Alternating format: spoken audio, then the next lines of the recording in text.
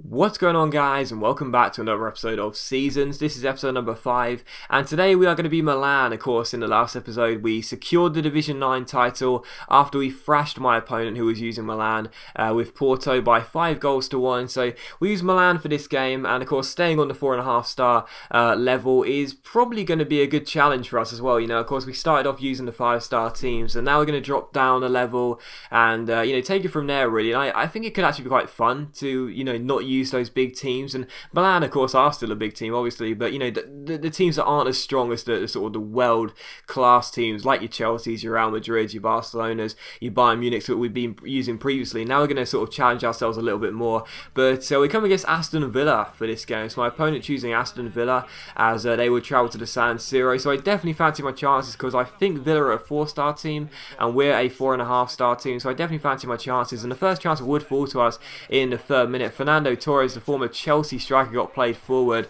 and well, I hit the post on the 1-on-1, but I did tuck in the rebound into the empty net and made it 1-0. So fantastic start. 3 minutes in, the lineups hadn't even been finished being shown at the bottom of the screen. I was already 1-0 up. Really good finish by Fernando Torres there.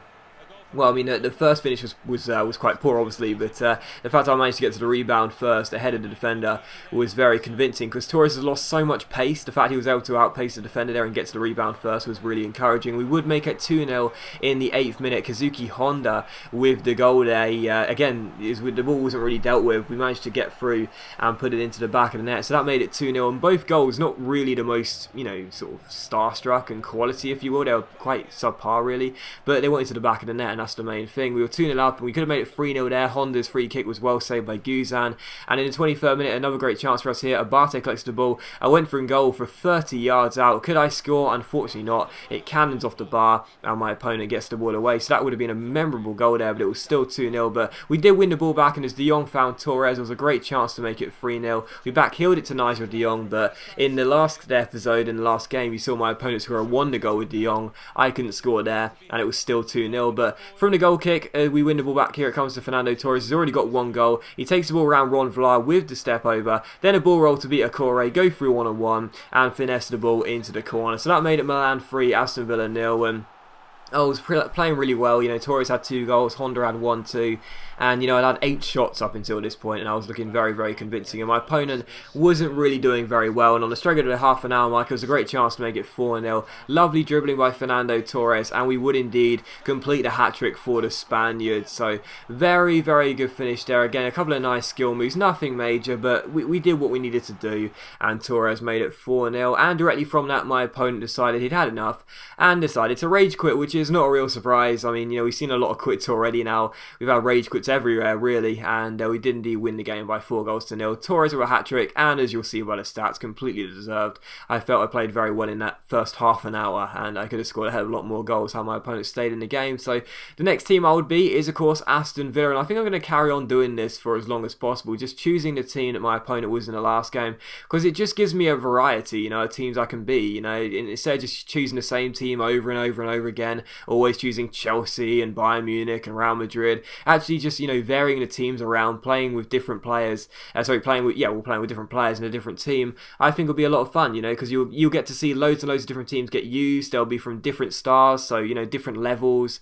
And I think this is just the best way of doing it, really. So I would choose Aston Villa, and I picked my team there, a 4-4-2. And Aston Villa's side actually isn't actually too bad. It is only a 4-star team, but it's actually quite strong in some areas. And of course, Benteke up top is really decent. So we took on Besiktas, the Turkish side, for this game. So my opponent choosing the Turkish side. Of course, now the Turkish league is in FIFA. We take them on here, and the first chance of the game would fall in the 14th minute. Gabby Bonglahor finds Charles and Zogbia. We get space to shoot, but instead we finessed the ball. We passed the ball into Benteke, but his finesse shot was well saved by the goalkeeper and was eventually cleared away. So still scoreless after a really good chance there. In the 24th minute, another great chance. Weimann collects the ball, plays into Benteke. Will we finish this time? Benteke 1-on-1. This time we will. Benteke isn't going to miss 2 great chances like that in a row. He's so goddamn good on FIFA, everyone knows that. And Benteke makes it Villa 1, Besiktas 0. So very good start to this game, and after I missed a great chance earlier, I was determined not to miss that one, and I didn't. So 1-0 here.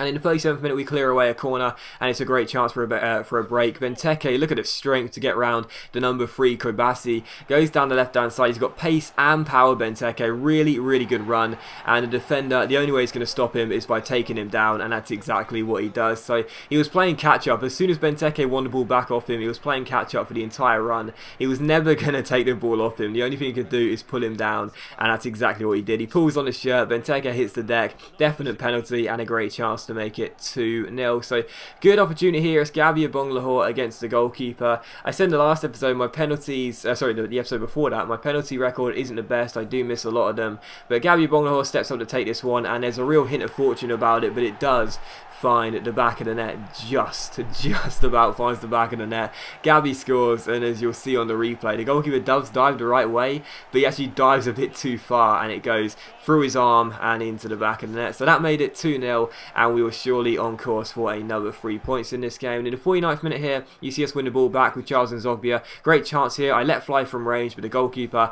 makes a good save, passes the ball over the bar and out for a corner. And a few minutes later, the goalkeeper throws the ball straight to Matthew Loughton. We collect it with Weimann. Weimann collects the ball. I pass it all the way back to Charles Nzogbia as I pick him out, strike it from range, and what a goal that is. Absolutely fantastic finish by Charles Nzogbia.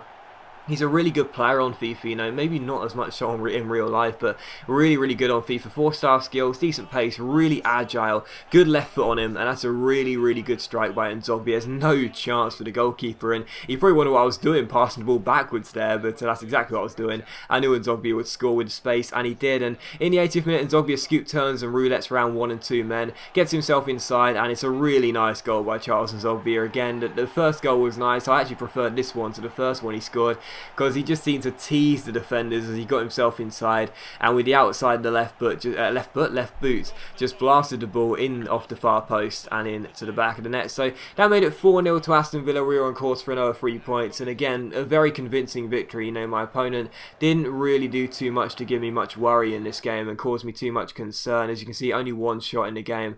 I'd had 12, and 7 of those were on target, and he didn't want to play out the last 10 minutes. He quit, and that's okay, because we did indeed get the win. So a 4-0 victory. Another quit, but another win, and that's the most important thing. And we are in, 6 points from 2 games, and hopefully going to see ourselves get another division title under our belt in the next few games. But as you can see, for the next game, I would indeed choose Besiktas, as that was my opponent's team from the last game. And again, I kind of like this idea. I know I just mentioned it a minute ago, but I kind of like this idea of choosing the opponent's team, because it does give me so many different players to work with, you know, and it's good to give me a sort of a range of what players are good as well, you know, especially for my career modes too, because I can look at some of these players and think, you know, if they impress me, maybe I'll look to buy them on career mode. But still, we do choose Besiktas, and as you can see, the team I faced was going to be an international side in Wales. So we will choose, my opponent would choose Wales, we will Besiktas, and it will be a very interesting clash for this one. But Wales, you know, they do have some decent players in Aaron Ramsey, and obviously I like Ben Davies as a fullback as well. But, you know, other than Gareth Bale, there's no real world-class players in their side. We don't really have any world-class players in our Besiktas side, but I definitely fancy my chances of winning regardless. Should have made it 1-0 there, as my opponent was messing around with Hennessy, but a shot by Demba Ba was saved. And in the 11th minute, another great chance here. We got ourselves inside, and Hennessy makes a good save and keeps it at 0-0. So he's still scoreless, but the early chances coming to us, and another great chance here. This shot from range had to be tipped wide by Wayne Hennessy as he was falling backwards, and the score was still 0-0. And from the corner, we cross the ball in with Sahan into the centre. We try and get Gokantore's header on it, and we do, but it goes over the bar and out for a goal kick. So still 0-0, but all the early chances coming to us really. And in the 39th minute, it was still 0-0, and as Franco finds Usal, we get the ball inside. I can't pronounce these names. Ozyakup gets onto the ball and finds Sahan down his left-hand side. He gives it to our left back, Koibasi, who takes on Gunter, beats him for pace, chips the ball inside. Kavlak flicks it on, it comes to Demba Ba. Ba gets space with a fake shot, beats Ashley Williams, and finds the bottom corner. So Demba Ba scores, makes it Wales 0, Besiktas 1, and we are in front in this game just after the 40th minute mark. So we had a former Chelsea striker scoring in the Milan game in Fernando Torres. He scored a hat-trick, and a former Chelsea striker scoring here.